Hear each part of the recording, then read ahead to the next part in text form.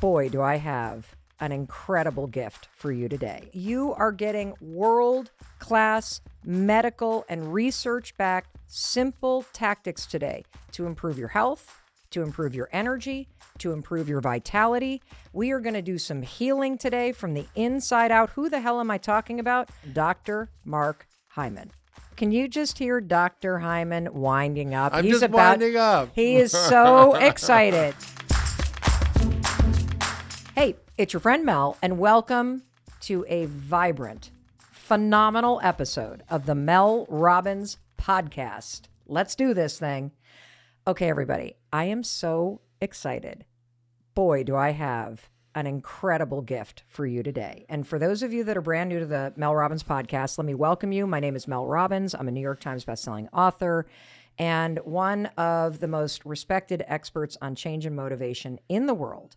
And I have a treat for you today because I have arranged to get you an appointment at zero cost with one of the world's leading doctors and medical experts. I'm telling you, you are in for a treat. So I don't care what you're doing right now. You better pull that car over. You better sit your ass down. You better get a pen. You better bookmark this episode because you are getting world-class medical and research-backed simple tactics today to improve your health, to improve your energy, to improve your vitality. We are going to do some healing today from the inside out. Who the hell am I talking about?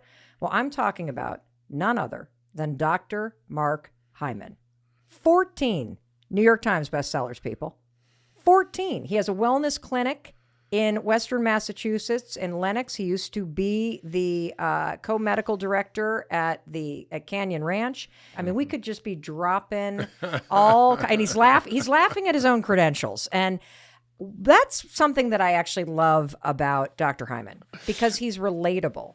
And so we are going to break down the world of functional medicine and the science behind how you can have more energy, how you can use things that are in your house and in your fridge to help you calm your anxiety, to help you gain focus if you have ADHD. And more importantly, I don't care how old you are. I know we got a ton of college kids that listen to this. You should be thinking right now, no matter how young or old you are, about what you can do to make sure that as you age, you also have the energy that you deserve. Right, Dr. Hyman? Absolutely. Welcome. Thank you. You're welcome. And one other thing I want to tell you guys.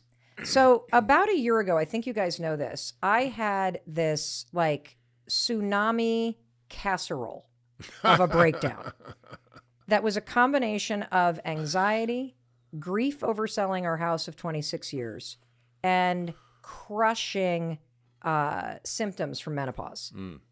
That's always fun. Oh, it was a hot mess. Literally. And I texted Dr. Hyman and he texted me back immediately and I went to his wellness clinic in Lenox. And so I also want to say that I have firsthand experience working with his partners and his team and following his advice, and it has made a profound difference. Oh. And that's why I'm excited for you to be here. Amazing.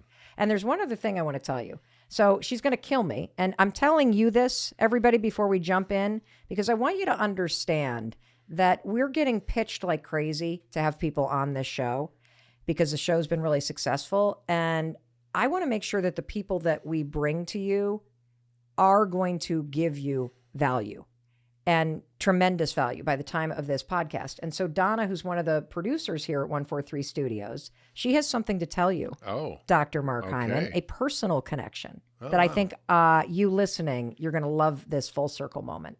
Hi, Dr. Hyman. I am really excited to be here today. And this feels very much like a full circle moment because without you, there's a good chance that I actually would not be here today. Wow. About 12 to 14 years ago, I was living with excruciating back pain. I was on meds that are now illegal because they created heart issues. I had really horrible asthma, so even if I wanted to be active, I couldn't. I was wheezing terribly. And I was allergic to everything. I was diagnosed with 43 allergies when I was 8 years old. So I was just sneezing and wheezing and hunched over all the time. So quite miserable. And then around that time, I found one of your books called The 5 Forces of Wellness, I believe. That was actually An audio series. Yes. Yeah. So I, at that time, was divorced. And so I was a single mom and had my son in the backseat. And I would play those same 4 CDs over and over again. And I really needed to hear what you were sharing about how the body is impacted by food. I had never heard any of this before. I didn't realize that I was supposed to be eating. Right?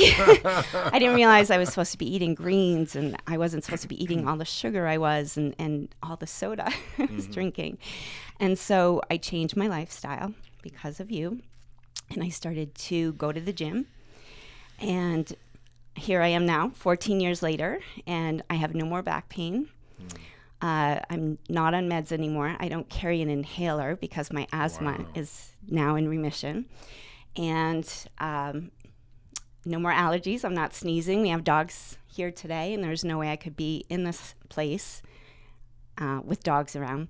So I just want to thank you because I've now run 27 5Ks, and I've climbed Mount Washington twice, and I've biked 75 miles in a weekend 4 times, and I just could not have done that without you. So thank you so much for that's for such all a that you great do. story. You know, I think it's an amazing story because what you experience is not impossible to achieve for most people if they know what to do. And sadly, our healthcare system and our medical paradigm doesn't actually know how to get you from there to here. And it's all about activating your body's own innate intelligent healing systems, which is really all I do. I don't really treat disease. I just help the body do what it's supposed to do by getting rid of the bad stuff and putting in the good stuff. So the body is really an amazing organism that's a self-healing, self-repairing, self-renewing system if you know what to do. And I mean, who's listening out there that got an owner's manual strapped to their leg when they were born? Probably not too many of you. You know how to use your iPhone and computer more than you know how to regulate and use your body. And that's really what this is all about. Wow. Donna, first of all, I freaking love you because what just happened here is the mission of this show. It is to truly connect people with the information, the inspiration, and the encouragement that they need so that they can take control of their life. And Dr. Hyman, you just said something that really struck me, which is that every single one of us, our bodies, has an intelligent healing system built into it. And I immediately thought about the fact that, you know, we all know instinctively that if you cut your hand, your body knows how to heal itself. Exactly. And so you don't have to go to the doctor to get a prescription to heal your hand. It just knows what to do. Right? Yeah. And so can you just expand upon that for somebody who has never considered that concept, that your body is designed, when you know how to take care of it, to heal itself? What the hell does that even mean? It's really incredible. I mean, I literally get to be the witness to miracles every day. And people who are either wanting to just optimize their health and live a long, healthy life, or people who have end-stage diseases like type 2 diabetes, heart disease, autoimmune disease, dementia, whatever it is, ADD, depression. When you know how the body works, you can learn how to optimize its function, which is what we call it functional medicine. And then you get rid of the stuff that's impairing our ability to function properly, and you put in the stuff that the body needs to thrive. So you take out the impediments to health, you put in the ingredients to health. The body knows what to do, and that's what happened. You know, is there no more asthma in that story we just heard? Why is there no more pain? Why is her life totally transformed? She said, I didn't know food had anything to do with what I was feeling. Well, most people don't connect the dots between what they're doing in their life, whether it's what they're eating or the toxins they're exposed to, or the stress they're under, or the lack of sleep they're getting, or the fact that they, may not move their bodies or learn how to do all these things. They don't know how that's impacting them. They don't know how close they are to feeling good. We're literally only a few days, not weeks or months, from feeling better. Okay, hold on. We're only a few days away from feeling better. Yes. It's really remarkable. I take people all over the world and I put them in these groups. We do these programs around the world and, longevity programs, detox programs, and we change their diet. We move them a little bit of yoga, not like running a marathon, but just gentle exercise, some simple body practices. And within 6 days, the average person reduces their symptoms from all diseases by 70%. Wait, what? Yeah, I've done this so many times, and I'm like, I even shock myself because, like, whether you have migraines or irritable bowel or depression or insomnia or joint pain or fatigue or brain fog, whatever the stuff you're feeling, and I call it the FLC syndrome, which means what's FLC? When you feel like crap. there's a more serious version of that called FLS. Feel like shit. Yeah, yes. exactly. Uh-huh. Well, I what's interesting is that I think about, we're constantly looking at what people DM us and what they fill out in the forms at melrobbins.com. And I've started to wonder if part of the problem is that so many of us are used to feeling like shit. Yeah, we don't know how better we can feel. We don't have any insight because it's like you have an elephant standing on your foot your whole life. You don't know what it feels like when the element gets off until it gets off. And so then people have the insight. And it is, I've written many books about how to do this. In my new book, Young Forever, I explain how to do this. I've written a book called The 10-Day Detox Diet, which is really what I used in my patients to help reset autoimmune disease, reset the gut, turn off inflammation, and get rid of asthma, migraine, whatever it is. And people are suffering from depression. Because we know now depression is inflammation in the brain. Okay, I'm going to stop you right there because I want to go point by point by point because I can feel. Can you just hear Dr. Hyman winding up? He's winding up. He is so excited. This is a 63-year-old man with a six-pack for abs in the best shape of his life who has just written Young Forever, The Secrets to Living Your Longest, Healthiest Life. And this is a book not about living to 170. This is a book about truly maximizing the years that you do have. Yeah. Being energetic, being strong, being vital, having like your presence of mind, being able to tap into the full opportunity of your life. And so I want to back up a couple steps because we were talking about the fact that your work in functional medicine as a medical doctor, decades of work with patients, of research, the books that you've written. We are going to link to all of this, everybody. So I know people are like, whoa, what was that 10-day detox? It will be in the show notes. Don't you worry. We got you covered.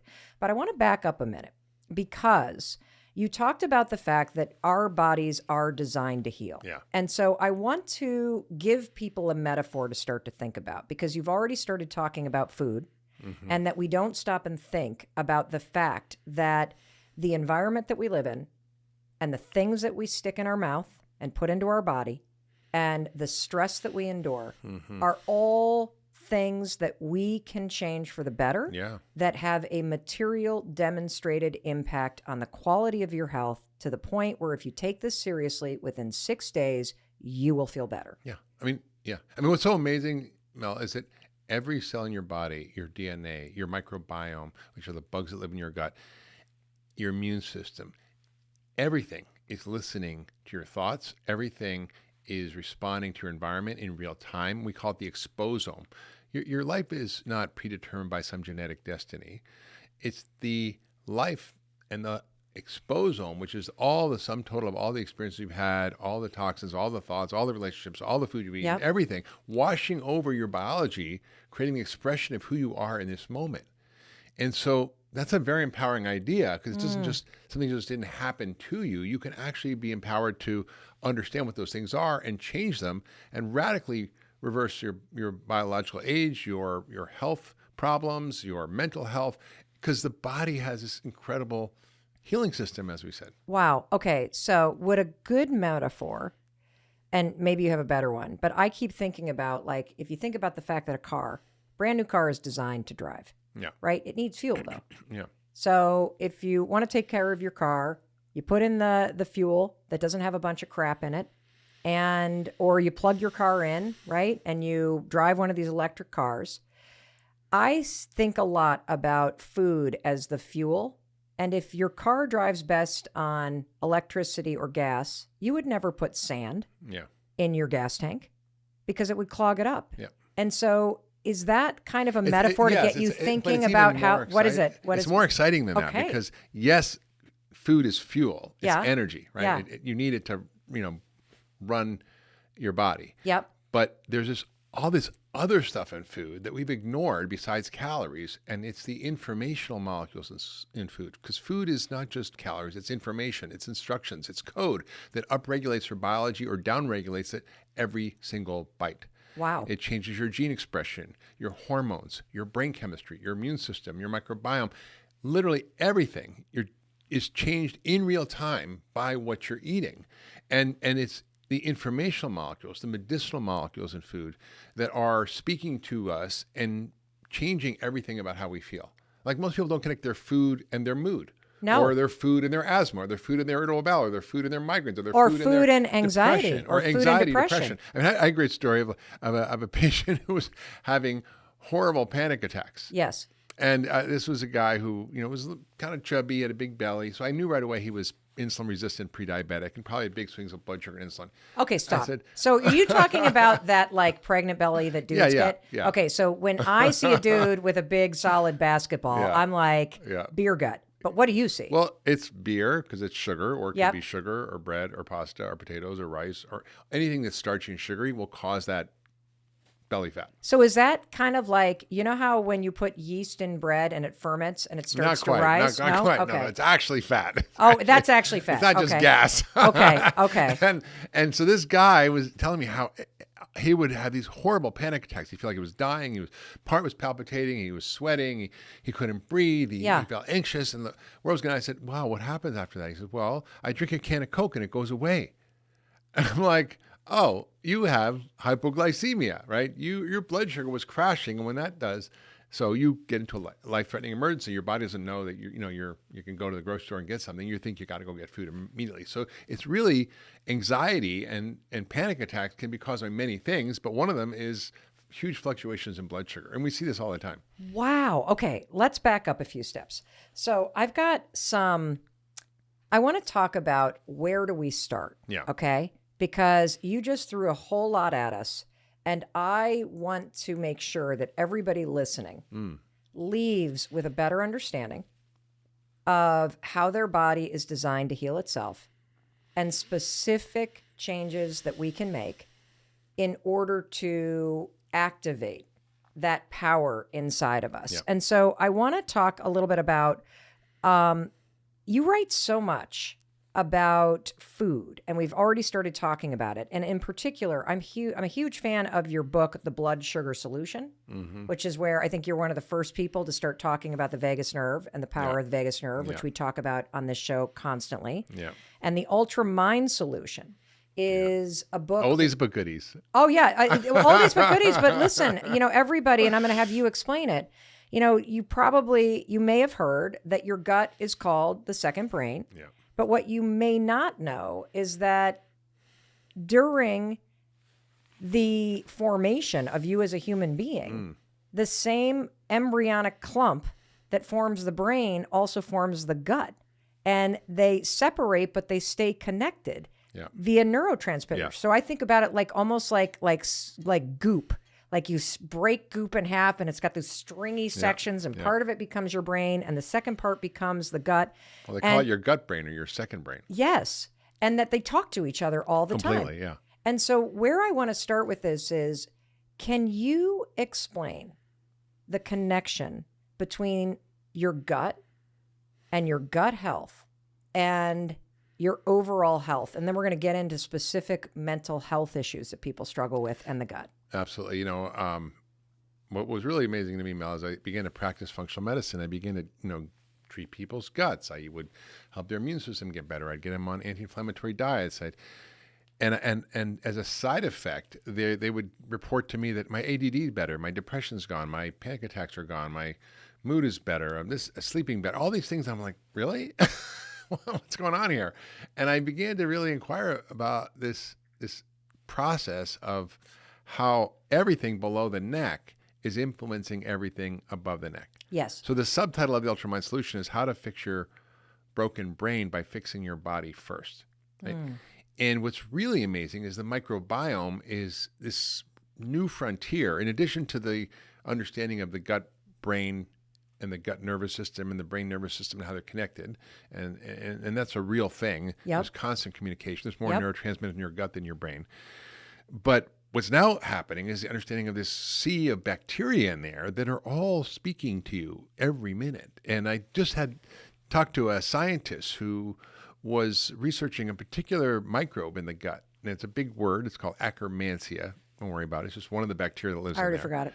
Okay. And what's amazing is as they were fermenting this, growing this bacteria to put in a probiotic, which is very powerful for many things, for regulating metabolism and mood and blood sugar and everything, they discovered that this vat of the byproducts of this bacteria was something called GABA. Now, GABA is a calming neurotransmitter. Oh. When people take Valium, that's what it's doing. It's activating the GABA receptors in the brain to calm you down and relax you. So when you think if you have the right bacteria in your gut, you're producing compounds and neurotransmitters that are going to your brain and making you either relaxed and calm or depressed. There's a woman at Harvard, Uma Naidu, who's studying very actively the microbiome and depression as a way to treat mental illness, fix the gut. Wow. Okay, I want to have you define a few things for us. So you've used the word inflammation a lot. Yeah. What the hell does that mean? Well, everybody knows. Everybody does not know. You got a sore throat, that's inflammation. You cut your finger, it gets red and pussy, that's inflammation. Oh. Right? No, I've never thought about it that way. You sprain your knee, it swells up. Well, that's that I know. That's inflammation. But when you functional medicine doctors throw around the word inflammation, inflammation here, I don't even know what you're talking about. So we know that inflammation on the outside, what it looks like. Yes. Right? That's what I was just referring to. Yes. But there's inflammation on the inside. Oh. And it's silent inflammation. If your brain's inflamed, it doesn't get red and swollen, but you get depressed and you have ADD and you have personality issues and you can't sleep and you're anxious, right? Oh. So we're now understanding that the inflammation, this hidden inflammation, is occurring inside of us, and it's leading to all the diseases of Western civilization: heart disease, cancer, diabetes, dementia. The aging process itself is called inflammaging, which is one of the hallmarks of aging I talk about in Young Forever in my book. And the beautiful thing is that we now know what is driving the inflammation on the inside. What's causing us to have inflammation on the inside? Our gut is a big player. Okay. 70% of our immune system's in our gut. And if we don't eat the right food, if our microbiome isn't the right bugs in there, they're nasty bugs. And we get leaky gut. And that means the body can't filter out the food and proteins from food and the bacteria in there, and you leak them across the intestinal lining, and guess what? Your immune system's right there, and it goes, holy shit, what is all this? And starts creating inflammation. So you get asthma, or you get arthritis, or you get depression, or you get diabetes, or you get dementia, because the gut bacteria and the whole system in there is broken down. Can I ask one more question? Yeah. Because I think this is really important for everybody to understand. Let's back up a minute and talk about how your gut is supposed to function. So when it's functioning in the correct way, because I only learned about leaky gut because we had a daughter that struggled with disordered eating. Yeah. And she was constantly talking about how she felt fat. And I thought, oh my God, we have not only this issue with restriction and her not eating, but we now have body dysmorphia. And we went to see a nutritionist that was a functional, holistic nutritionist. And she came back and said, through the disordered eating, your daughter has destroyed her gut. Yeah. There are no positive bacteria strains. Yeah. So the food hits her gut. Yeah. And without positive bacteria strains, the food doesn't break down. Yeah. And so she does feel bloated. And then like all of this acidic crap, because the food is not digesting properly because there's no positive bacteria, all this acidic crap leaks through the wall of the gut and then goes through the nervous system, and the anxiety spikes. So this was brand new to me. Yeah. So can you just explain to everybody, when your gut is in balance, how is it functioning properly? Because I think that'll give everybody the ability to then understand the impact of it not functioning properly. Well, I mean, you pretty much shouldn't know it's there. It should do its job, right? You shouldn't be That's bloated, true. distended. You shouldn't have heartburn. You shouldn't have gas. You should feel fine. You should Really? People go through life without all that? I mean, you can have a little gas, but it's not like, that's kind of a normal thing. But I think, if people are really noticing their gut function, yes. something's wrong. Okay. And then you just look in the toilet. You should have a perfectly formed log. Yep. It just floats a little bit. Yep. And that's it. And you should feel the urge to go, and you should go, and it should take a couple minutes, and that's it.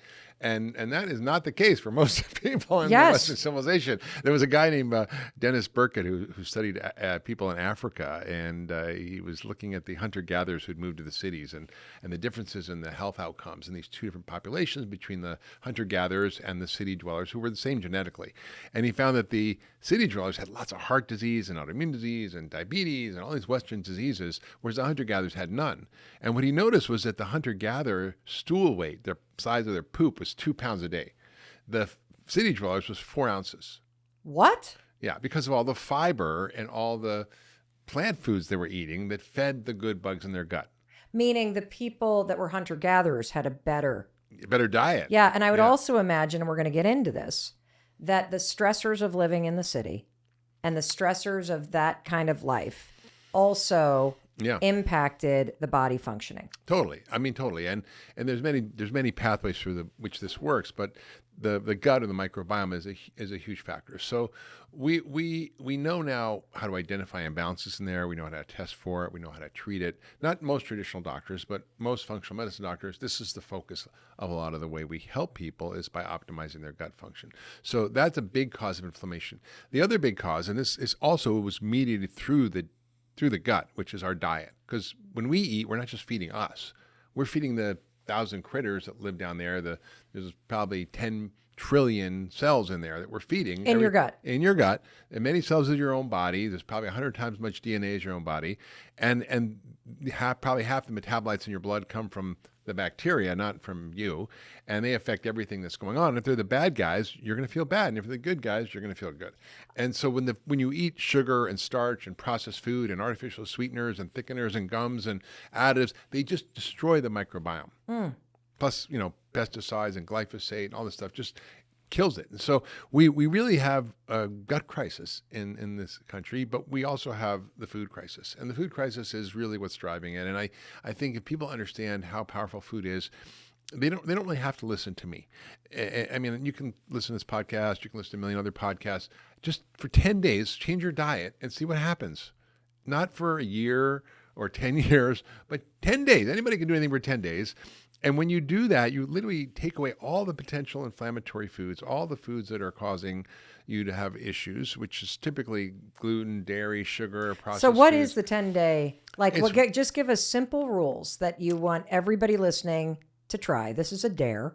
Let's go through a sample menu for a day. But it's basically protein and vegetables, nuts and seeds, and berries. And so you hold on. You said that very fast. Protein, vegetables, nuts and seeds, and berries. And lots of good fats, olive oil, avocados. Okay. So it's basically breakfast could be, for example, a couple of eggs with sliced tomatoes, and avocado with olive oil on top.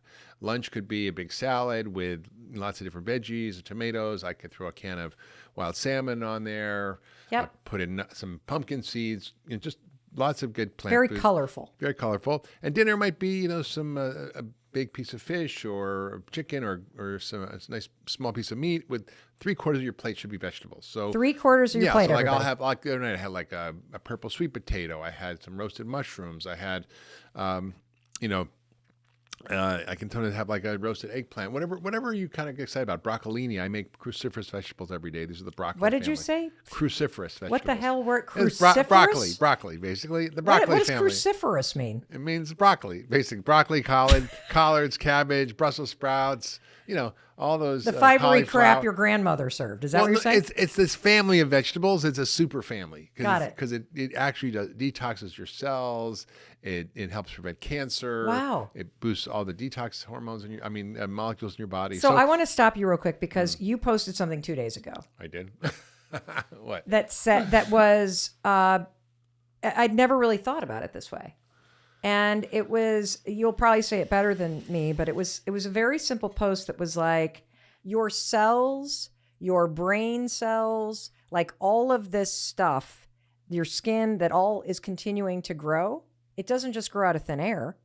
It actually is impacted and grows from the raw materials that you give it. And so would you rather have cells that are made from a bag of Doritos? Exactly. Or cells made from a salad or a piece of fish? And when you boil it down that way, like, holy cow, what I put in my mouth is what I become. Yeah, absolutely. You literally become what you eat. I mean, I just had someone on my podcast, the Doctor's Pharmacy, talking about the difference between, for example, pasture-raised bison and bison that were fed corn and feedlot bison, which are still better than And what cows. lab bison? Feedlot bison, meaning grown on a factory farm. Okay, got it. And they measured 15 different 100 metabolites, and what they found was so different among the same genetically identical bison. One had all these incredible molecules that come from plants because it was eating all these grasses. It had different fatty acids. It had different vitamins in it and different minerals in it. And it was just so profound. So you are what you eat, but you also are whichever you're eating, right? And the whole thing goes up the chain. And we really have to get how powerful food is. And do an experiment. Don't listen to me. Don't listen to Mel. Listen to your own body. Your body's the smartest doctor in the room. It'll tell you what works and what doesn't. And when you stop this or that, you go, oh, God, no, wait a minute.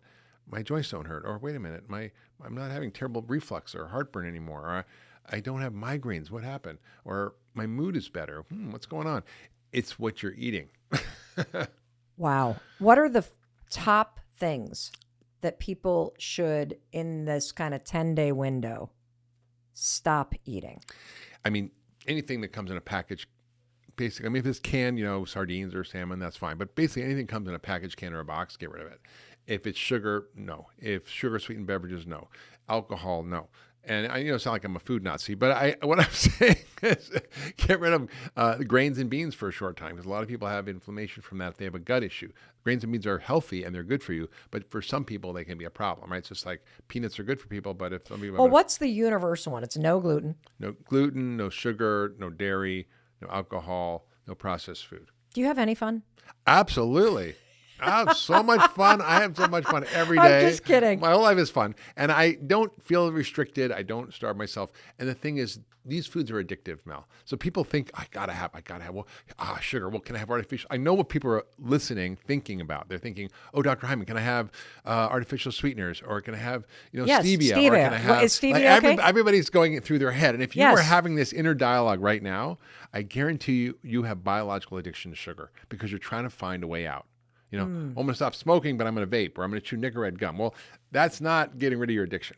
Yes. Right? And I think it's not your fault. And this is probably one of the biggest problems I have with the narrative in America, that we are blaming the person who's overweight for their problem. It's your fault that you're eating too much and not exercising enough, because that's the solution to weight loss. It's all about calories in, calories out. It's all about moderation. And if you can't do it, there's something wrong with you. Yeah. That's just a big, fat lie. And that keeps people feeling ashamed about themselves. It keeps them from being empowered to know what to do. It keeps the food industry free of responsibility. And it's one of the most unfortunate narratives that we have. And then we get this whole body positive movement. And I think it's important for people to feel good about themselves. Yes. But the whole idea of healthy at any weight, there are some for sure that are healthy when they're a bigger size. But the truth is, when you look at the biology of it, only 6.8% of Americans are metabolically healthy. Meaning that means they have normal blood sugar, cholesterol, blood pressure, they're not overweight, and they don't have heart disease. Like, that's 6.8% of us. That means 93% of us are somewhere in the spectrum from normal to prediabetes, to diabetes. And what you're here to say is it's not your fault, because the way that food is manufactured, it is addictive, and it is screwing up your body chemistry, and it is causing like a whole litany of things that you aren't even thinking that my diet and the way that processed food is getting metabolized is causing this inflammation that makes my brain not work right, that impacts focus and energy and mood and sleep and all of these things. And all of your work points to the fact that one of the places that all of us can start is by just doing an experiment for 10 days where you stop the dairy, stop the gluten, stop the sugar, and you eat a colorful meal of whole foods and vegetables. 3/4 of the plate is vegetables, and have a protein. There is your homework for 10 days, and report back, everybody. because you've seen over and over and over again that in that small of a window, people have remarkable results. Yeah. I mean, that's the key. Because if people go, this is a long slog and it'll take me years, you're not going to want to do it. But if you for a short time reset, it's like, when your computer's just going and some program's hung up and that crazy rainbow ball, which I want to kill, is spinning around, you just restart your computer and then, all of a sudden it works. So this is like the restart and has enormous benefits because for the first time, people understand what they're doing impacts how they feel. Yeah. I almost feel like this is like an oil change. We got to get that nasty ass oil out there and glug, glug, glug, glug, glug, get your gut working right. Can we talk about the impact of the gut with anxiety and what's your recommendation? If somebody struggles with anxiety, what do they need to do to heal their gut and how will that impact anxiety? Well, anxiety can be caused from many things, right? From, life stresses, from trauma, from environmental toxins, from your microbiome, from eating too much sugar. I mean, there's a whole list. So functional medicine is about getting to the root cause. Yep. And anxiety is a symptom. It's like saying I have a headache, right? Well, did someone hit you in the head with a hammer? Or do you have a migraine? Are you eating gluten? Did you not sleep enough? Did you have a hangover? Or do you have a brain tumor? You have an aneurysm. Like, why do you have a headache? Right. So anxiety is just like saying I have a headache. Or depression is like saying I have a headache. Okay. It doesn't mean anything other than what your symptoms are. The question is, what's the cause? And that is what functional medicine is so good about. And so the gut plays a big role. But I really just start with the simple lifestyle practices. Do a 10-day reset. Do some simple movement, take a walk, do some simple mindfulness practices, do your take 5 or high 5. Yeah. I do take 5, which is 5 breaths 5 times a day. It's simple. Like before you eat every time before you go to bed, take 5 breaths in, slowly in and out for 5 seconds. How the hell does that help? It resets your nervous system because every time you breathe, you move your diaphragm. And your diaphragm is this place where the vagus nerve goes through. The vagus nerve is your relaxation nerve. Yeah. So how do you turn on the automatic parts of your nervous system that you don't usually think about, right? I'm going to make my heart beat at 62 beats a minute, or I'm going to make sure I have 14 breaths a minute, or your body just knows what to do. That's your nervous system. You just need to find the switch and flip it. Yeah, that's the beautiful thing. So you can actually use your breath to reset your nervous system and to calm everything down and lower adrenaline, lower cortisol, lower all the stress hormones, and reset your system. But it doesn't take a lot. I want to just come back to something you said in the very beginning. Over and over and over again, you're proving simple ways that your body is designed to heal itself. Yeah. So 5 breaths, deep breaths. Walk us through how you do the 5 breaths. Just go take a deep breath in to 5 through your nose and 5 out. Do that 5 times. It's not that hard.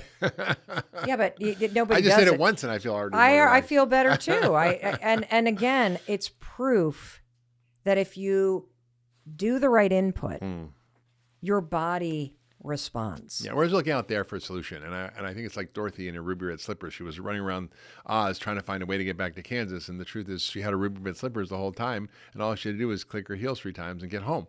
I think we all are like Dorothy. We have ruby red slippers. We just don't know we have them and we don't know how to click them. And this is really what my work is about. It's what my book, Young Forever, is focused on. How do we activate our healing systems? Whether you're 25 or 75, you can activate these systems and feel better now and put yourself on the track for a longer, healthier life. Wow. Let's talk about ADHD. And what'd you say? ADHD. What? Okay. I even fell for that. That was good. Let's talk about ADHD. What were we talking about? Yeah, exactly. Let's talk about ADHD and the gut. How it is healing your gut. Oh God! Helping with ADHD. I got to tell you a story. Tell me a story. It was one of the books that I wrote, The UltraWellness Solution, that had this kid's story. And it was what really got me on this track of thinking about writing this book. It was a 12-year-old kid who had severe ADHD when he was younger. It was in kindergarten on Adderall and kicked out of kindergarten. I mean, who gets kicked out of kindergarten? Wow. And just struggling at 12 years old. His mother was at her wit's end and, some behavior problems and just struggling. And the mother brought him in and I did a full evaluation because I don't just say, tell me about your ADHD. I said, tell me about your bowel movements. Tell me about what's happening with this and that and the other thing. It turned out he had asthma, he had irritable bowel syndrome, he had headaches at night, he had muscle cramps, he had anal itching, which is a clue about something. Oh, okay. It's often a sign of yeast issues or Oh. yeah. So he had all these problems. And he was on 7 different medications from multiple different poor kid. doctors, on asthma medications, on gut medications, on ADD medications, on mood medication. I mean, it was a mess. And his mother brought his handwriting in to show me before, and we can post this on your show notes, before and I started treating him, and then 2 months later after. And all we did was clean up his diet. Kid was living on junk food, never ate a vegetable in his life, massively nutritionally deficient. He was deficient in magnesium, which caused muscle cramps. He was deficient in zinc because he didn't ever eat any pumpkin seeds or vegetables. He had and his immune system was dysregulated. He had also B vitamin deficiencies. He was having gut issues with bad bacteria. He had gluten sensitivity. He had yeast overgrowth. He had a little bit of lead in his system. Wow. And all this stuff that was really easy to treat. All I did was basically take out the bad food, put in a whole foods diet, a little bit of an elimination diet we talked about. I gave him basic multivitamins, some fish oil, magnesium, and vitamin D, some probiotics, kind of reset his gut. And the mother brings him back 2 months later, and she said, not only is his ADD gone, but all of his other symptoms are gone. His migraines, his irritable bowel, his asthma, his skin issues, his anal itching, it's all gone. Congestion, sinus issues, all gone. And his handwriting went from totally illegible, these kids with really bad penmanship, to perfectly legible, perfect penmanship. And I didn't send him to a handwriting school. All I did was fix his brain by fixing his body, by fixing his gut. I'm processing this. Yeah, it's a lot. No. I'm processing this because I have a visual to share with you listening to us. And then I want to tell a quick story because I'm starting to feel like ding, ding, ding, ding, ding, ding, ding, ding, ding, ding, ding, ding, ding with our own son. Mm-hmm. So the visual I want to give everybody, because it just hit me, is when somebody has an allergic reaction, like they get stung by a bee or they eat something that they're allergic to and their face turns bright red, or, something swells on their body. That inflammation that you're seeing on the outside is the body reacting to something that it can't process. Or that it correct? doesn't like. Can you describe what an allergic reaction means medically? Because I then want to tie it to something that I'm now thinking about when it comes to the gut. So what does it mean when you have an allergic reaction? You have allergies. Yeah. I mean, there's really 2 main kind of allergies. Okay. One is a true allergy. So if you eat peanuts, right, your tongue swells up, your lungs shut down, you can't breathe, and you can die. Correct. You get anaphylaxis. That's a life-threatening emergency. A bee sting allergy, that's a certain type we call type 1 allergy, which is super fast, super quick, and you can die from it. EpiPen people. Yes, EpiPen people, right? Then there's the delayed sensitivity. It's not a true allergy, but it can create sort of low-grade long-term symptoms. Okay. So if you eat bread, you might have brain fog. Is that a true allergy? No. But is it sensitivity? Yes. Yes. Right? And I think people don't have, I know, for example, if I eat dairy that's from a regular feedlot cow, I will get congestion and snotty immediately, and I'll probably get pimples the next day. Yep. But if I have, for example, sheep or goat products that are from regenerative sheep that have A2 casein, which is not inflammatory, then I don't, right? So it's really not so much about the type 1 we're so much worried about. It's all these other types of food reactions that are slow and delayed and create this low-grade inflammation that creates all these symptoms for people. Yes. So I wanted to bring that visual in for everybody because I think it's really helpful. When for me personally, I don't know if it's the dyslexia. I just don't know if it's because I'm a visual learner. I love to have something I can think about visually to help me process large amounts of information. And so when I think about my husband, for example, who's allergic to bees, he has an EpiPen. I wish he would carry it around a little bit more. But when he gets stung with a bee, it's not life-threatening, but it's scary. Yeah. And it occurred to me a couple of years ago, I wonder if these sensitivities and these allergies that people have to food that may not cause swelling or redness in your face or breakouts or whatever that you can't see, I wonder if all of this is screwing up the way that our body is able to function. Absolutely. And it interferes with your body's way to function. And so when you think about it like those kind of type 1 ones that, and you just explained it like, if you have a sensitivity to wheat, or your body just can't handle the big company manufactured foods because of the chemicals and the dyes and the crap that are in it, it is causing your whole body to have almost like this reaction, smoldering inflammation. this smoldering inflammation, just like a bee sting causes Chris's face to blow up. And so when you think about it that way, it makes so much sense to go, holy cow. If you just simply were to switch your diet from all this processed crap, grab and go, and you were to put on your plate a little bit of protein and 3/4 vegetables, it would probably calm your body down and your thoughts down. And here's what I'm going, holy fuck, this is crazy. Because our son, exactly what you're talking about, Oakley in 4th grade was diagnosed with severe dyslexia. The kid could not read. He was so like blah that he literally snowed everybody for about a year. And then they got to the point where you can't just raise your hand first and make something up, and that makes people think that you read it. And the math problems are getting harder, so you can't. So the gig was up. Cannot read. It looked, honest to God, like he was writing with his feet. His dysgraphia was so bad. Exactly. He could not sit still. So we pull him out of public school. We put him in the Carroll School outside of Boston. Fortunate enough to get him in there only about language-based learning. And they immediately medicate him for ADHD. He hated the meds. But it was the only way he could sit still in class. Fast forward to about 8th grade. He starts advocating for himself. I'm not eating meds. I'm not taking these meds. I'm not taking these meds. I'm not taking these meds. We're like, fine. But if we get a report from school that you are bouncing around the classroom and you can't sit still, we're going to have to find a different solution. This school happened to have a cafeteria where all the kids ate, and it had a whole like food healthy options. Like there were no unhealthy options. There was the salad bar, there was the homemade soup, there was a protein. He gets into 9th grade. When I tell you this kid is a totally different person. His handwriting is different. That's what made me think of this. His ability to focus is different. He has not been on meds now for 3 years. You would not know that this kid had severe dyslexia. He is just, I don't even know who he is. It's like destroying it in school. He is present. And he eats vegetables. Like he has a totally different diet. Like I'm sitting here going, holy shit, like the kid used to eat mac and cheese. Oh yeah. Chicken nuggets. That'll do it. Don't put a vegetable on my plate. That'll do it.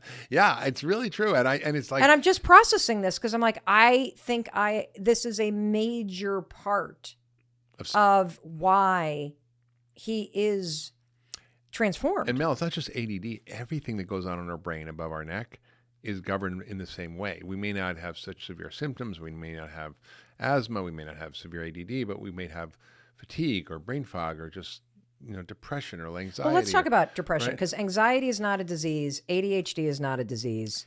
No, they're just. Let's talk about depression though, because that is technically like a disease, right? Well, anxiety is a disease, and ADD is considered a disease. I mean, why? They're in the disease classification manual. I don't agree. I think here. Let me just back up a little bit. We have like 155,000 diseases in our manual, doctor manual, that we can pick from when we want to diagnose somebody, and most of them are just descriptions of the symptoms that people have, but tell you nothing about the cause. So is the root cause inflammation? Is that the root cause of all of this? Many things is inflammation. What is the root? Everything. What are the options when it comes to root cause for you as a functional medical doctor? Yeah. So basically, at the beginning, we talked about taking out the bad stuff, putting in the good stuff. Yeah. And the body's not that complicated. I mean, it's complex. It's very dynamic, but basically, it needs certain things to thrive, and certain things make it not thrive. Right. So, what are the things that we need to think about getting rid of that the body doesn't like? Okay. Bad food. Yep. And we've sort of defined that's processed food, sugar, most of the stuff that people are eating. 60% of our diet is ultra processed food, which is deadly. It's stress, and it can be physical or psychological stress. And a lot of, stress is really defined as the perception of a real or imagined threat to your body or your ego. So it could be a tiger chasing you, or you could think your spouse is cheating on you, but it's not true. Or you right? could think that your boss is mad at you. Yeah, like Woody Allen with a gun to his head has one reaction. James Bond has another action, right? That's an interesting Same example. gun, different response. So the Yes. perception is our mindset, our beliefs, our attitudes. A lot of things you talk about, Mel, are really what drives our stress response. How does a negative thought cause a physiological problem in your body? A stress response. I'm going to answer that. Can I finish the No, you can't. No, I'm because just you have ADD. Because I'm just going to continue with the thing that I wanted to say. I and then clearly I'll come need back to eat the- more vegetables, goddammit. I'll come back to that. So the other few things that are the things that cause our body to be out of balance, besides bad food and stress, are toxins. So we are living in a sea of environmental toxins, from heavy metals to pesticides. Okay. Our gut and microbiome is a huge factor. So an unhealthy gut and bad bugs, and it can be infections or can mostly come from the gut. And last is things that irritate our immune system, like allergens or sensitivities. Okay. Those 5 things. So say are them the again. Bad foods. Bad food, stress, toxins, bad bugs, and Sensitivity. allergens. Yeah. Okay, got it. And those interact with our biology with 7 basic systems that we have that keep us healthy. And if we have those things, they create imbalance. So we have to get rid of those things, take out the bad stuff. So what are the good stuff? What are the ingredients for health? How does our bodies thrive? We know how to take care of our car. We change the oil. We fill up the air in our tires. We, get the tune-up. We change the spark plugs, whatever. Like most of us have a clue. In our bodies, we have no clue.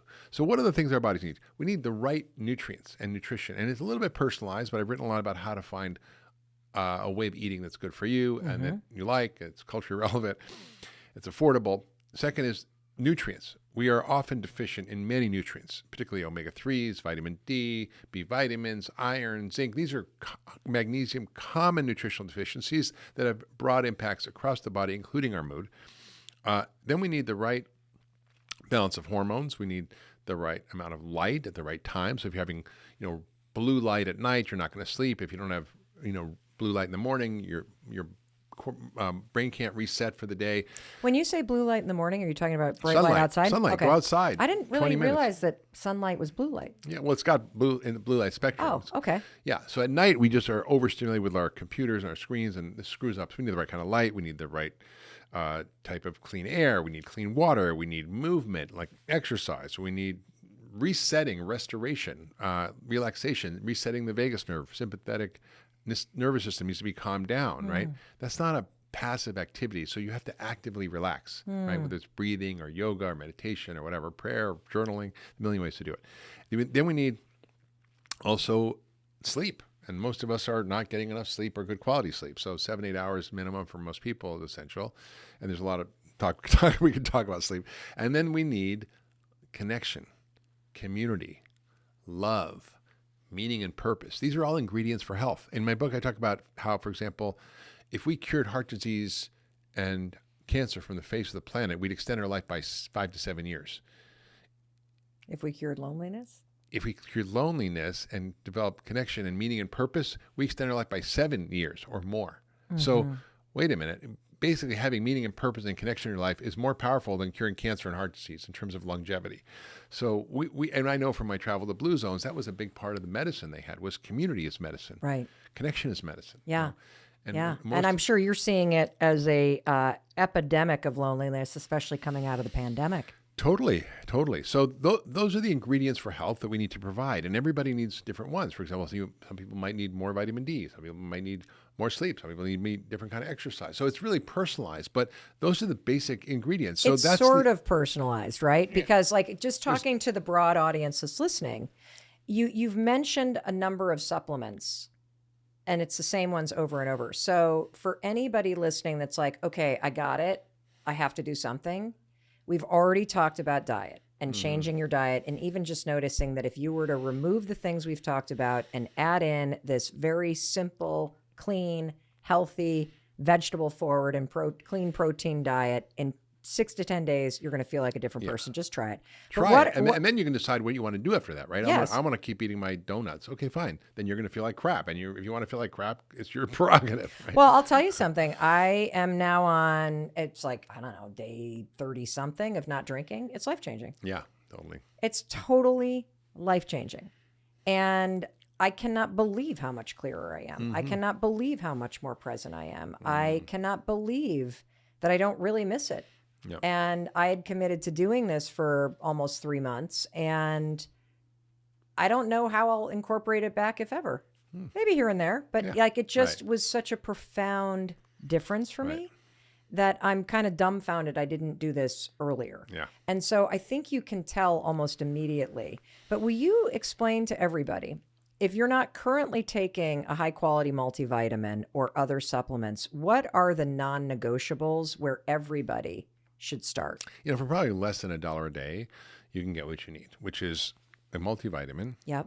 And I would say a good one. It's cleanly produced. It doesn't have fillers, additives, How do you dyes. tell if it's a good one? I have curated ones that are high grade. In other Okay. words, the ones that are manufactured in good manufacturing practices that don't have fillers, chemicals, and additives, that are bioavailable forms of nutrients. And so if you stick with certain brands, you can kind of guarantee you're going to get that. Okay.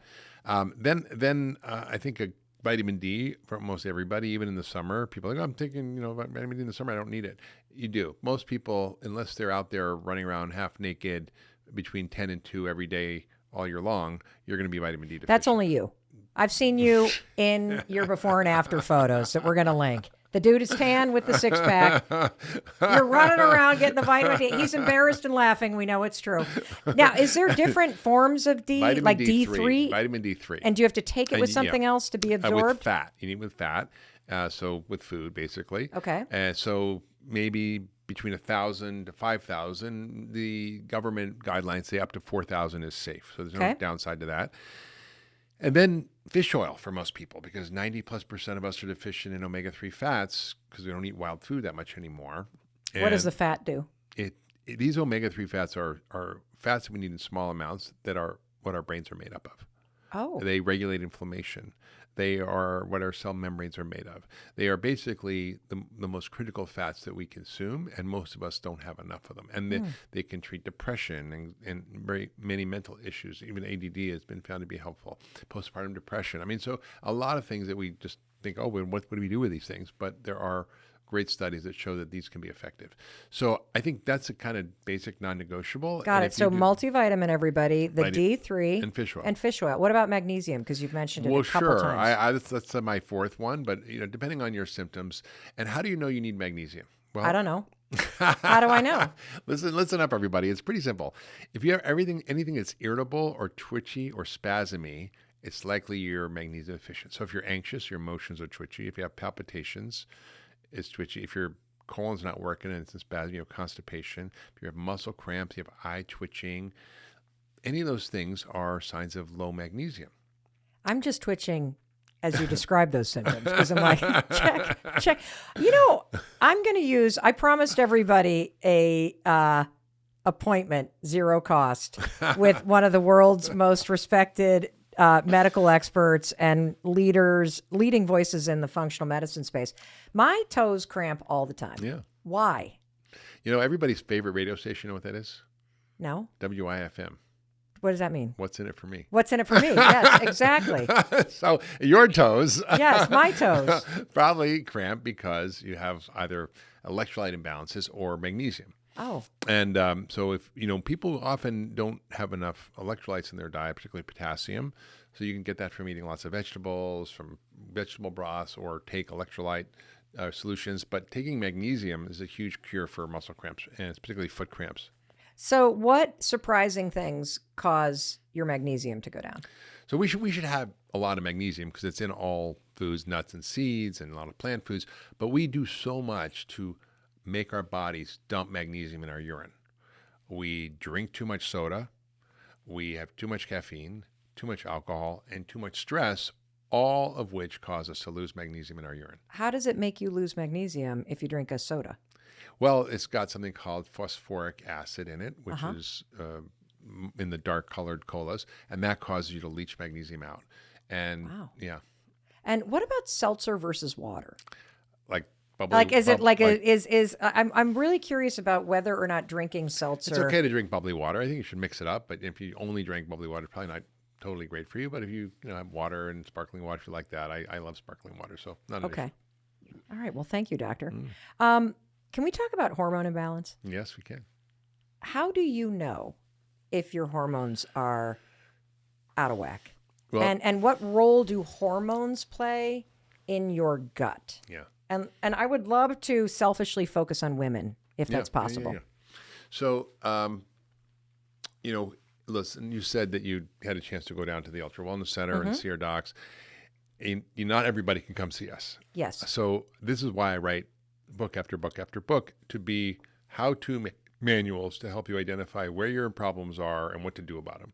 And in the Young Forever, I have a whole series of quizzes that aren't fancy tests. They're literally just questions you answer and you get a score. And you go, oh, wow, my hormones are out of whack. Yep. Or my detox system is not good, or I'm way inflamed, or I have magnesium deficiency, like those questions I just rolled off about what your symptoms would be. So it's pretty easy to identify what's going on. Now, women in particular have way more complex hormonal history than men. Yep.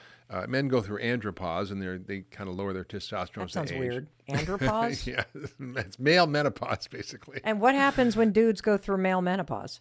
They get low libido, sex drive, trouble having erections, lose the muscle mass, get a little more soft and round. Basically, that's what happens. And grumpy. And grumpy. Because of those things. Low motivation, a little depressed, But with women, they go through, puberty, and then they have, their teenage cycles, and then they have their 20s cycles, and their 30 cycles, and their 40 cycles, and then 50s. So it changes every decade. Women are having changing hormones, and everything happens from PMS to irregular cycles to heavy bleeding to PCOS, to PCOS to perimenopause to menopause. And so, there's no one prescription for all of it, but essentially what we do know is that, just like everything else we talked about, the things that cause imbalance in our body that we listed off, right? The food, stress, toxins, etc., and the ingredients for health are also influencing our hormones. So, and what role do hormones play? So if we had to just kind of even get more basic. What are hormones? Yeah, well, no, I mean, I'm serious, because I think we throw around these terms, but I personally am like, well, what role does the hormone play? Well, hormones are like the communication command and control centers in your body. I thought the neurotransmitters were. They are regulatory pathways that affect your brain a lot. Okay. And they do work in other areas of your body. But in your brain, you have something that's like a command center. It's called the hypothalamus. Okay. And this is like radio traffic control on an airport. And for those of you who are not watching this on YouTube, I want you to know that Dr. Hyman is pointing right between the eyebrows. And I think the reason why we all get that scrunchy wrinkle right there is because that is the command center. Yeah, it's a little bit stressful. Inside. It's like I can't quite touch it because it's inside my head. But okay, what's it called again? The hypothalamus. Hypothalamus. And that's controlling our sex hormones like estrogen, testosterone, progesterone, and so on.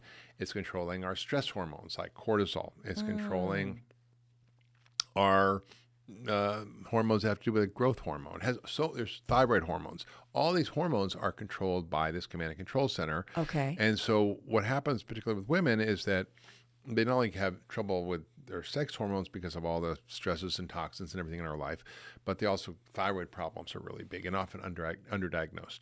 And then you get insulin, which is becoming out of balance as you get older. Is insulin a hormone? Insulin is a kind of a signaling hormone peptide made by your pancreas. Okay. And that regulates blood sugar and insulin. I mean, blood sugar and your body, but it also kind of, when it's out of balance and you eat too much sugar and starch, you get this increasing belly fat and weight gain, and that's caused by insulin. And then there's the stress hormones, cortisol. So women are subjected, particularly as they get into their 30s and 40s, to this sort of imbalances in sex hormones, thyroid hormones, stress hormones, and blood sugar control hormones, insulin. And those are like the four horsemen of the apocalypse when they got out of balance. Yes. And so functional medicine, you don't have to treat each one separately. If you do the basic things, you get your lifestyle sorted out, you eat right, you exercise, you learn stress reduction techniques, you get enough sleep, you take your basic supplements, you get rid of all the crap in your life as best you can, your hormones will reset. You don't actually have to treat them directly. Now, sometimes you do. If women, have menopausal stuff like terrible hot flashes or vaginal dryness or whatever. But for example, if you're drinking... Check. What about the thickening in the middle? That's the one that's bothering me now. I'm not down with that. No, that's not good. No, But and he just looked down to see the thickening in the middle. I saw that. But that's the insulin part. That's the blood sugar control. So what do I do? Because So- I'm getting so many people writing about this Yeah. too, because I've been talking Well, about it. I'm like, this is not fair. Yeah, I have stopped yeah. drinking. Yeah. I have the healthiest lifestyle I've ever had. I Yeah. exercise every day. I eat the 3/4 of the vegetables, clean Yeah. protein. I get outside in the morning. Like Yeah. I'm doing it all. Check, check, check, Yeah. check, check. What the fuck is going on? I mean, definitely hormones change. So sometimes there's things to tweak. Sometimes there's ways you can sort of modify your diet a little bit or exercise a little differently to sort of regulate this. But it's sort of checking what's going on. Maybe your thyroid's a little off, or maybe your insulin's a little higher than you think, and you have more insulin resistance. Or maybe you need to sort of increase testosterone because that gets lower too, and that increases muscle mass and body fat loss. So it's like a symphony that you have to be a conductor and make sure it's all playing in tune. Well, the visual I got was whack-a-mole. Like the second I hit the insulin correctly, the other thing shoots up. No, it's not like that. It's not like that. It actually all works the other way. It's actually when you treat the root causes, then everything gets better. So one question for you, if you can't afford to go to somebody in functional medicine to get this all tested, how do you figure out what's going on? You have in your new book, Young Forever, you have all of these self-assessments that you can do. Yeah. But do you have to have testing at some point, or is there a way for you to get testing? have an accessible way? Yeah. Because one of the things, I agree with you. I agree with you that our medical approach and the medical system is about treating illness versus keeping you healthy and whole. I agree that we treat symptoms, but we have a hard time getting to the root cause. I agree. So I just want to, because I know that what's going to happen with this conversation, Dr. Hyman, is that we are going to activate anyone listening to absolutely take the next 10 days of your life and see what happens when you reset your diet and you remove a few things. Absolutely add in those simple supplements that cost you less than $1 a day, and you are worth that investment in yourself, and see what happens. Absolutely take the steps to lower your stress and tap into your body's ability to reset, like even just the 5 deep breaths a day that activate and tone the vagus nerve. But if somebody's going, I want to learn more, what is the next right step? That's a great question. And one of the challenges I've always had with medicine is it's kind of a secret guild, and doctors hold the reins. They can order the tests or they can't. They will give you the results or they won't. They'll help you interpret them or they won't. And so you're at the sort of whim and mercy of whoever you're seeing. And most doctors do a good job and want to help people, but it kind of kept in a guild. So in the book, Young Forever, I do have really extensive questionnaires that allow you to figure out almost 80% of what's going on. Yep. And then depending on what you find in those, you can kind of follow up with different kinds of testing. But because of this problem, exactly that you're talking about, I decided to co-found a company with a good friend called Function Health, which allows you, without a doctor's order, to go to any Quest lab in the country, and there's thousands of them, get a blood draw of over 100 biomarkers that normally cost $15,000 for $500.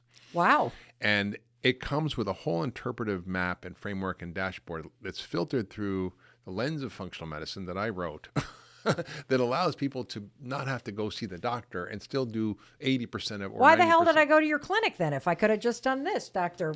Hyman? Bearing the lead. No, I'm just kidding. I am just kidding, everybody. I do want to say something that I was able to go to the medical center right here in this tiny town of Manchester, Vermont, and have blood drawn for those tests. Yeah, right. And so you don't have to go to your primary care. You don't have to go. All of the minute clinics that are popping up are places where you can go if you're going to do those things to order the blood draws. Well, the thing is, you have to usually get a doctor's order. So the beautiful thing about Function Health, this company that we created, was that you don't need a doctor's order.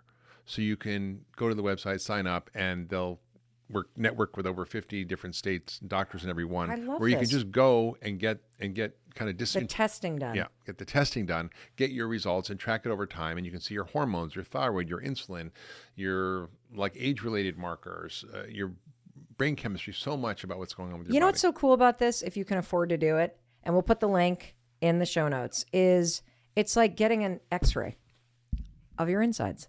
Yeah. And you've proven to us that you heal from the inside out. Yeah. Yeah, it's absolutely true. And I'm so excited about this approach because it empowers people to be the CEO of their own health.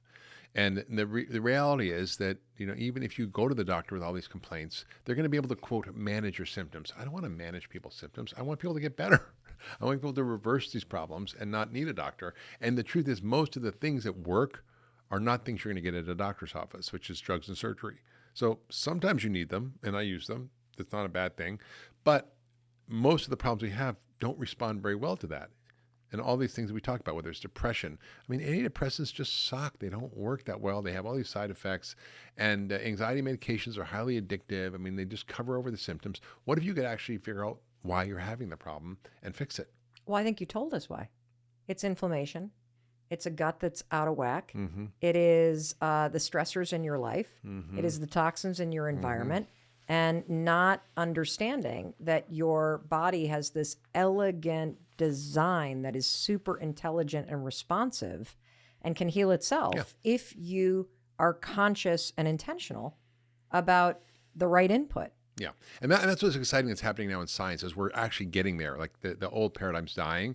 And in the longevity space I've been working in, and when I wrote about it in Young Forever, where these scientists are now talking about what's underlying all these diseases, these 155,000 diseases, that's not what we need to be thinking about. It's these 10 underlying problems that tend to go wrong as we get older that can explain all disease. And if we treat those, we may not be able to just extend our life by 5 years by getting rid of cancer or heart disease, but by 30 or 40 years. That means living to be 120 and being in good shape. Like, I don't want to live to be 120 in a nursing home in a wheelchair. I want to be able to ride my bike, go for a horseback ride, make love. That's what I want to do when I'm 100 or 120. Wow. I'm glad that you said that, because oftentimes I hear the word longevity and I had that reaction. Like, well, I don't want to be rotting away in a nursing home at exactly. Like 125. That sounds terrible. It's terrible because most of what we see, Mel, in the world is abnormal aging. And we think that's normal. Oh, it's normal to become frail and decrepit and not be able to do what you want and lose function. And the truth is that most of us, our health span doesn't equal our lifespan. The last 20 years of our life. What's the difference between health span and lifespan? Well, health span is how many years you're healthy and can do what you want. And lifespan is how many years you're alive. So if you're fine until you're 60, then you get dementia and you're nursing home for 20 years. That's not good. So that's what you want to do, is make your health span equal your lifespan. So on my last day, I want to go for a hike with my beloved. I want to come home, make a delicious dinner. I want to have a bottle of wine, probably a pint of Ben & Jerry's ice cream, and wait a minute, that wasn't on the diet. Who cares? I'm 120. And then I make love and I close my eyes and drift off. And maybe take a jump in the pond. That sounds incredible. My mother-in-law is 85 years old. She jumps out of airplanes. She walks 5 miles a day. There you go. She's having the time of her life. When Chris and I went alcohol free for a bit, she's like, I'm not doing that. I have my 1 glass of red wine a day. That's what I need. She plays cards. She prioritizes friends. Yeah, exactly. She is the definition of vitality at that age. Yeah. And she's like the Energizer Bunny. I can't imagine her running out of steam. And that's what I think you're talking about when it comes to vitality. Yeah.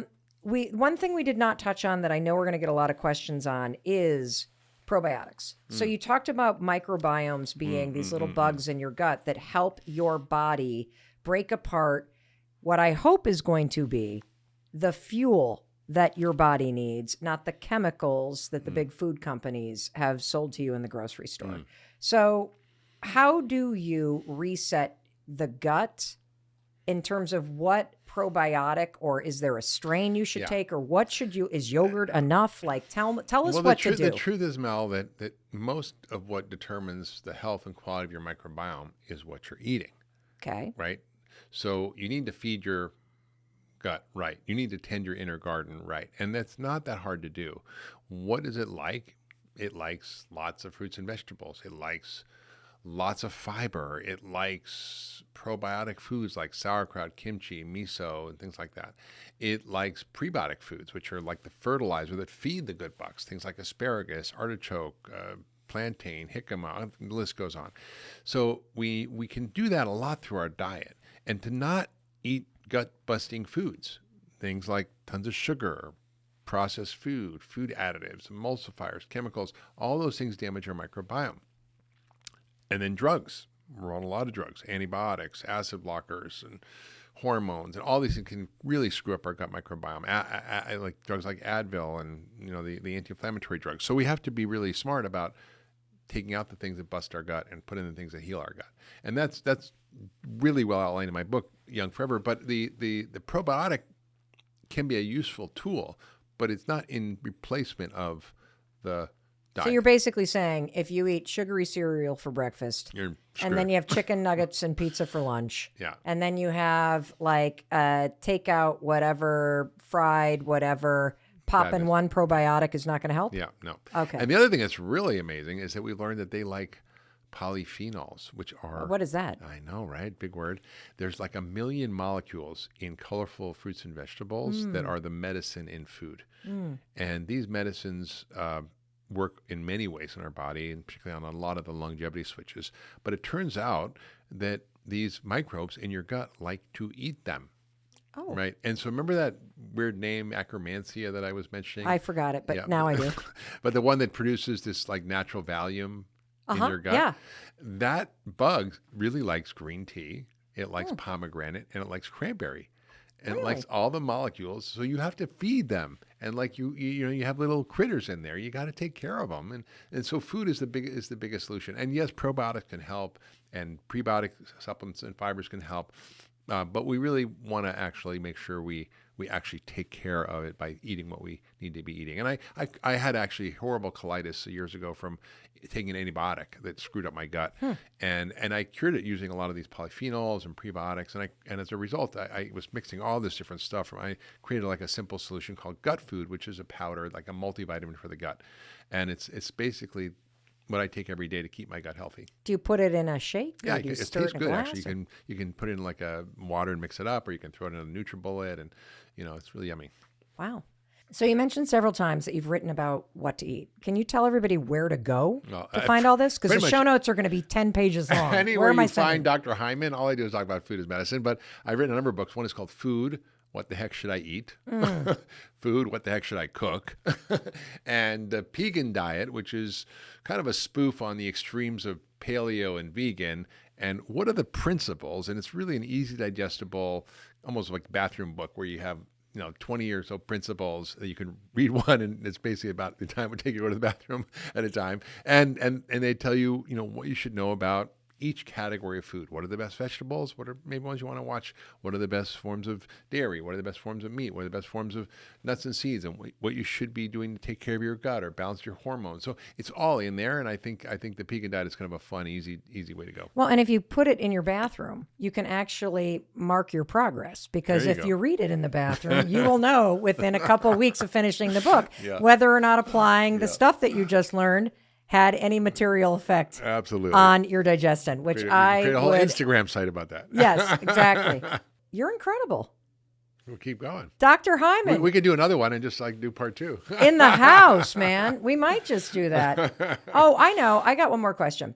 So, if somebody is not getting good sleep, you mentioned 7 to 8 hours of sleep is what the average person needs minimum. What are a couple simple changes that you would recommend that someone focus on immediately to start to improve their sleep habits? Well, there's a number of simple things you can do to fix your sleep. One is regular sleep cycle. So wake and sleep at the same time every day. Okay. How does that help? It puts you in a rhythm, so your body kind of knows, oh, it's time to eat, it's time to sleep. You're a biological organism, whether you like it or not, and you have to regulate yourself based on circadian rhythms and the basic cycles of day and night and light and dark. The other thing is make sure you have 20 minutes, if you can, of light in the morning, Why? because that resets your brain for the day, and also resets your pineal gland and will help with melatonin production later in the day, Oh. which melatonin helps you sleep at night. And so the light you're talking about is get outside Sunlight. even on a cloudy day. Yeah, Okay. 20 minutes. 20 minutes. And these light boxes, even you can use that have full spectrum light. The second is at night, don't get blue light. So wear blue blocker glasses, get off your screens, at least 2 or 3 hours before bed. Does that include television or just phone? And If you want to really do the blue blocker stuff, you could wear your blue blockers while you're watching television. Okay. And that's a cheap investment for a good benefit. And that will help your brain start to calm down. And how does blue light interfere with your brain's ability to shut down and get ready for bed? Well, listen, Mel, we didn't have the light bulb till 100 and something years ago, right? So our bodies are like designed when the sun goes down to produce all these hormones and chemicals that help us get ready for sleep. But if you're basically like in a North Korean prison camp with lights shining at you all night long, you can't sleep. Your body's designed to say, oh, it's daytime. So it doesn't know to go to bed. Wow. Another thing you can do is take magnesium. Magnesium really helps with sleep for a lot of people at night. And then the other thing I love to do is a hot bath with Epsom salt and lavender. Why lavender and why Epsom salt? Epsom salt has magnesium, which gets absorbed in the body. The hot water basically relaxes your muscle, your nervous system. So I can be like super stressed. Maybe I get a hot bath. They make it as hot as I can stand it. And that has other longevity benefits. And then I add lavender drops, which Johnson & Johnson knows work, and the study's been there because it lowers cortisol. They use it in the lavender baby bath to calm the babies down. Yeah. So lavender drops, you can just put them in the bathtub with your Epsom salt and soak in there for 20 minutes. Go to bed, and as your temperature starts to go down, you'll sleep. Also, keep your bedroom like for sleep and sex, right? And don't have a TV in there. Keep it cool, 68 degrees or lower. Keep it dark. Yep. Really important. Earplugs and eye shades if you live in the city or something. Yeah. But that all helps to reset your sleep system. Wow.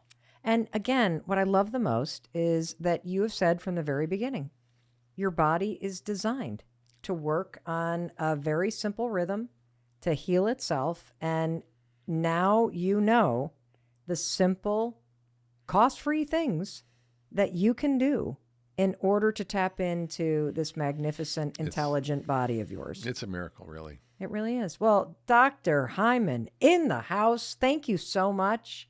You made a huge difference in my life, Donna's life. I know that this is going to make a huge difference in everybody's life who listens. Please follow Dr. Hyman. All the resources are in the show notes. And in case nobody else tells you today, I'm going to tell you that I love you. Oh, thank you. I'm not talking about you. Oh, you're not talking about you. me? Yeah, Okay, I'm just fine, kidding. fine, No, but fine. I love you, Dr. Hyman. And I love you listening. I know Dr. Hyman loves you too. That's why he's here. That's true. It's really true. Yes. And I believe in you and your ability to put this to use because it's going to help you create a better you. And that's going to lead to a better life. All right, go do it. I'll talk to you in a few days. Oh, one more thing. It's the legal language. This podcast is presented solely for educational and entertainment purposes. It is not intended as a substitute for the advice of a physician, professional coach, psychotherapist, or other qualified professional.